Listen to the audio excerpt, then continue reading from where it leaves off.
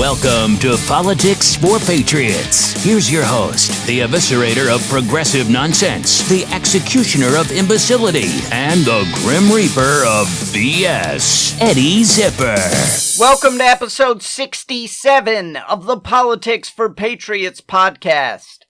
Unlike tomorrow's Oscars, this show has a host. It's me, Eddie Zipper. Please subscribe on iTunes if you haven't already, and you can listen to old episodes of the show on my website, www.eddiezipper.com. That's www.eddiezipper.com. All right, the Oscars are tomorrow, and I'm so excited.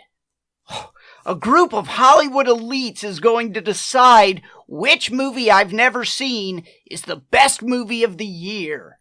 Then, the people who made the movie are going to go up on a stage and spout off a self-righteous anti-Trump platitude, and the room is going to applaud them like they just cured cancer. I'm going to save you some time. Here's every single Oscars acceptance speech in about 10 seconds. Republicans are so stupid. I hate Republicans. Republicans are so stupid. Well done, South Park. So, I hope the Best Actor Award tomorrow will go to Jussie Smollett for his portrayal of a victim on Good Morning America. What a powerful performance piece that was. I think he should win the Oscar. I think that they should roll out the orange carpet for him, because he took us on a magical journey through the entire spectrum of pretend human emotions. Was the writing fantastic? No. I mean, I personally would not have gone with the line, "This is MAGA country." If I were head writer on the untitled Jussie Smollett project, I'd have gone with a little bit more subtlety. I mean, let's face it, it was the writing that gave away the hoax. I mean, this is MAGA country. Who would yell that while carrying out a crime? I mean, in the writing business, we say that's just too on the nose. You don't want to be too on the nose. It's like if he'd have made the claim, they yelled, "Hey, Jussie, this is gonna hurt bigly." Then they punched me straight in the covfefe and said, "Very sad." You see, it fits the profile so perfectly that it's actually too perfect. But this isn't a writing award that we're talking about right now. This is an acting award. So the award for best performance in an anti-Trump hoax should definitely go to Jussie Smollett. There was no address, but the return address said in big red, like caps, MAGA. Did I make that up too? Yup. See, too on the nose. That's why he does not get the award for the best original writing of an anti-Trump hoax. That award should go to Adam Schiff for the very fine work that he's done on the Trump-Russia hoax. I actually feel bad for Democrats on the Jussie Smollett thing. The truth is, I'm gonna be honest, you can't control the actions of one idiot. I mean, both sides of the political spectrum have crazies. But when it's finally revealed that the Trump-Russia collusion hoax is the exact same thing that Jussie Smollett did, only on a way more massive scale, I will be blaming the entire Democratic Party for that one. I'm not going to blame them all for Jussie Smollett. I am going to blame them all for the other, much larger hoax, which is the Trump-Russia collusion hoax. So as long as we're talking about the collusion hoax, first, here's Jussie on why they haven't tracked down his attackers. Sweetie, they're not going to find him. And here's me on why they haven't found the Russian spies in the Trump administration. Sweetie, they're not gonna find him. All right, and speaking of the younger generation of deranged leftists, the internet is having a meltdown today because a bunch of little kids, now the kids aren't the deranged leftists that I'm referring to, the grown-ups responsible for the kids, and the Twitter hostiles are the ones that I'm talking about when I say deranged leftists. Okay? A bunch of little kids busted up into Dianne Feinstein's office to demand that she vote yes on the Green New Deal. Okay, the kids were disrespectful to her, they interrupted her, and the grown-ups who were with them were also disrespectful and interrupted her. What a shock. So what did Dianne Feinstein do? She treated them exactly like she would treat any activist. She said, I don't respond to these kinds of tactics. Well, liberal heads are now exploding because the left thinks that 8-year-olds all have the best policy ideas. Right? Forget about grown-ups. The 8-year-olds are where it's at. They know. Tommy Vitor, I guess that's how you pronounce his name. I've never heard of him. But he's got a blue check on Twitter, so I'm talking about him. He's the host of one of those pod save whatever podcasts. And he said that Dianne Feinstein's actions, he characterized them as telling these kids to F off. He tweeted, everyone knows it's good politics to tell little kids to F off. This is why I hate the left so much sometimes. They'll use anybody and politicize anything to serve their idiotic agenda. It's like that South Park political ad. This is a classic. Prop 10 is about children. Vote yes on Prop 10, or else you hate children. You don't hate children, do you? That's the left right now. They're like, vote yes on the Green New Deal, or you hate children. You don't hate children, do you? It's nothing more than an attempt to use children as political props in order to manipulate stupid people. You know what? Senator Feinstein did the right thing. She actually taught these kids something that will be useful in life. She taught them that just because you say something, it's not everyone else's job to validate it. I wish someone had taught Alexandria Ocasio-Cortez this somewhere along the way.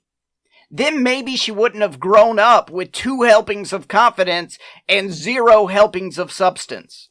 Maybe these kids won't grow up and scream at the rest of us because they say 2 + 2 = rainbow and we refuse to validate their math. Nobody should be mad at Dianne Feinstein.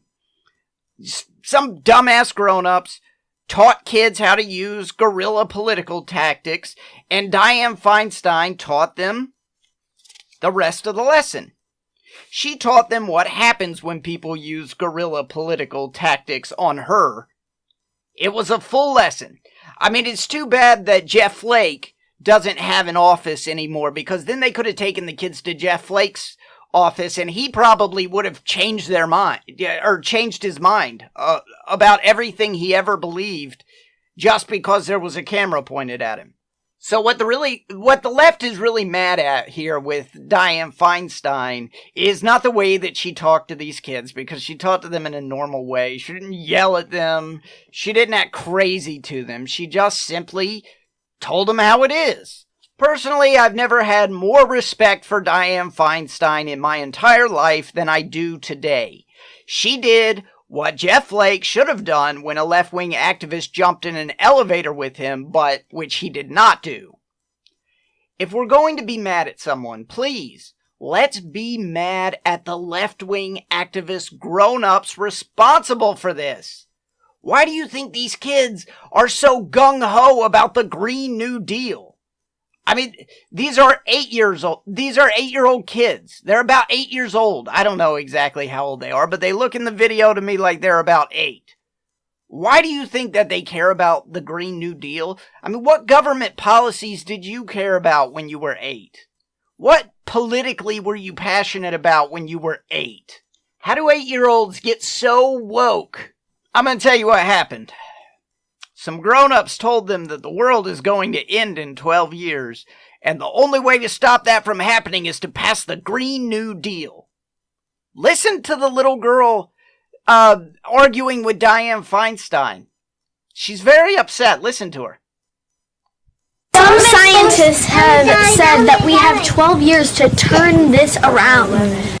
There it is. These children have been indoctrinated, right? When grown-ups that you trust feed you the notion that the world is going to end and the only way to stop that from happening is to pass the Green New Deal, how do you think a child reacts to that? They think anyone who doesn't support it has lost their marbles. In short, I think in the future it's a good idea to leave public policy to the grown-ups and not drag children into it in order to use them as political props. If you use children as political props, you hate children. You don't hate children, do you? It's all very interesting because it's all part of the fact that the Democrats have a Grand Canyon-sized generational divide in their party, and you can sense it as their primary starts to build steam. I mean, we're almost 2 years away from the 2020 election.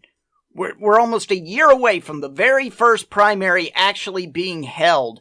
But good grief, what they have going on is a disaster. I mean, it is an absolute race to the far, far left.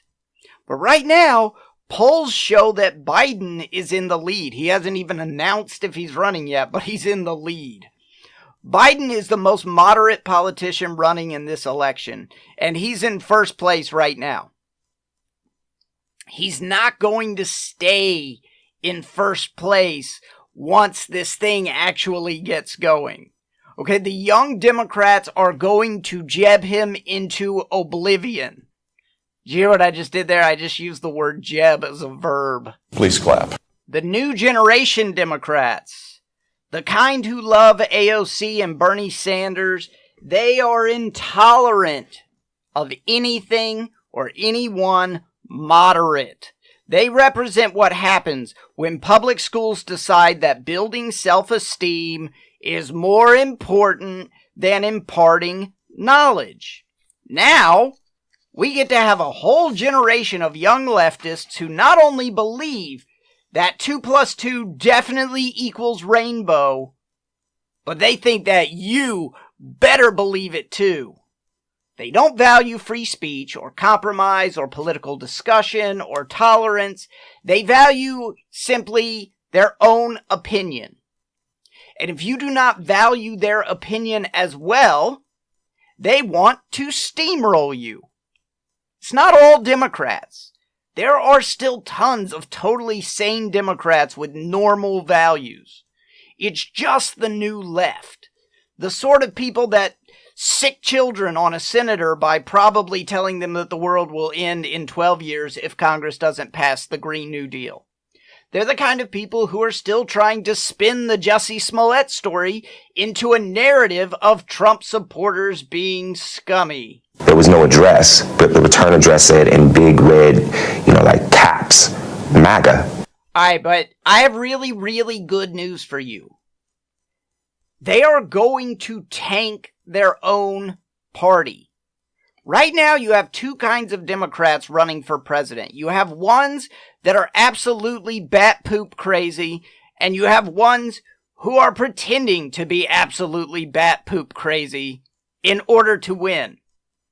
And it's a huge difference. It's two totally different things. Bernie is actually crazy. You know what? He's a communist. And I don't know what else to tell you. I don't smear people by calling them communists. I've never called anybody a communist before. Bernie is a legit communist. I'm sorry. Bernie said that watching JFK be tough on Castro made him want to puke. Bernie said that breadlines are a good thing. Bernie said that the Cuban people don't rise up against Castro because they love free healthcare. I don't know about you, but if I'm on the $25,000 pyramid and somebody's like, being tough on Castro makes me want to puke. Breadlines are a good thing. Cuban people don't rise up against Castro because they love free healthcare. I'm going to jump up and yell things that a communist would say. And I'm going to win $25,000 because those are things that a communist would say. All right, so Bernie Sanders said all these things. It's all on video. He's the worst Democrat in the race by far. He's just a communist. He's bat poop crazy. I would not smear someone as a communist. I think that there's evidence that he's an actual communist. So Joe Biden is not a communist. Joe Biden is a moderate who is going to pretend to be bat poop crazy, but just to pander to the far left. He's been doing it for years. He's just pandering. All right, the new generation of 2 + 2 = rainbow Democrats, that's who he's pandering to. And, okay, so right now, Biden and Bernie Sanders are the two guys at the top of the race.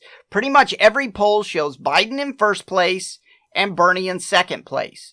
That's because they have a monopoly on name recognition right now, which is literally the number one asset you can have in any election for any position.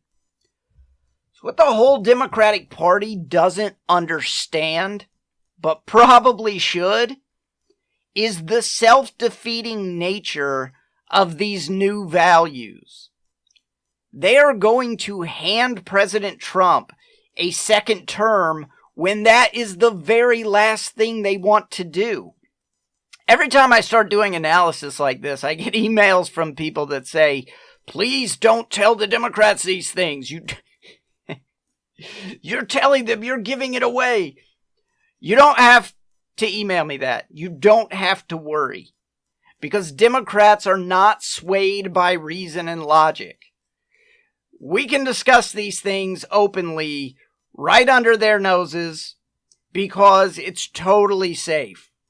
Right? We don't have to do the whole Inspector Gadget bit. This message will self-destruct. Because, I mean, these are people who think that democratic socialism is the economic equivalent of choosing prizes on the old 70s and 80s Wheel of Fortune. You remember that? The studio is full of fabulous prizes. And when you win a round, your head pops up in a bubble at the top corner of the screen, and you'll be like, I'll take the jet ski, I want the beach vacation, I'm going to take the 10-speed bikes, and put the rest on a gift certificate. That's what young people think that socialism is. And that's why they love it so much, right? It's fun to have your head in the bubble and pick prizes. So, don't worry, as long as we're speaking in terms of reason and logic and facts and argument, it will all be Greek to them. Alright, listening to sound political analysis for these new wave Democrats is like, they might as well be listening to Charlie Brown's teacher. That's what facts and reason and logic sound like to them. The Charlie Brown teacher.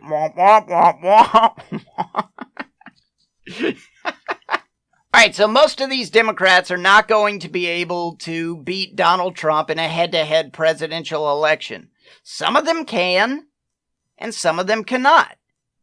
Biden could beat President Trump. I'm not saying that he would, I'm saying that he could. But he's not ever going to have the chance because they're going to jab him into oblivion. He's old, he's white, he's a dude, he's not fresh, he's not new, he's not hip. He doesn't represent what America looks like. They're going to barrage him with these talking points. Talking points just like that are just going to be flying at him until the day he drops out of the race, okay? These talking points are going to be... He's going to look like Sonny Corleone from The Godfather getting hit with these talking points. But in the process of jabbing Biden into oblivion, they are going to alienate voters who don't live in California or Manhattan or one of these ultra blue places. They're going to totally obliterate their support among independents, which is crucial for them if they want to take back purple states. They're moving in the way wrong direction. It is stunningly dumb. Take, for instance, these new polls coming out in Arizona. They're done by a group called OH Predictive Insights. Now, I am properly skeptical of modern era polling data. I've been through the reasons on the show more than once, so I'm not going to bore you by going through them all again. But I am a huge believer in comparing polls to themselves. It controls for the flaws in the poll. So they took a poll among Arizona voters. That's a purple state. They went for Trump in 2016. Arizona did. It was red in 2016. But then they sent Kristen Sinema to the Senate last November. And the polling done in Arizona found Biden and Trump tied right now. Maybe that's right, maybe not. That's not the point. We're comparing the poll to the other things in the poll. Okay, so Biden and Trump tied. But look at the other results. The same sample of people had Trump up by 9 over Kamala Harris, Trump up by 11 over Elizabeth Warren, and Trump up by 12 over Bernie Sanders. See, the lesson from this poll is that moderate Biden is double digits better than the other candidates. You can see that in a purple state like this. You can see that being moderate is the only way to win. Right? There were tons of people in this poll who said that they would vote for Biden, but not the further left candidates. And that's going to be true all over America. If they're smart, they'll choose Biden and give Trump a tough contest. But we all know that they're not smart. So they're not going to do that. They're going to choose one of these crazies, and they're going to make it all super easy on Trump. That's why you have to stick to your values even when it's hard. The Democratic Party is right now embracing terrible values, and it's gonna cost them. Alright, that's the show for today. Thank you so much for listening. If you enjoyed the show, please subscribe on iTunes. You can follow me on Twitter at Eddie Zipperer. Follow my website, listen to old episodes of the show, www.eddiezipperer.com. That's it for today. I'm out of here. You just listened to Politics for Patriots with Eddie Zipper. Email the show at patriots@eddiezipper.com and please subscribe.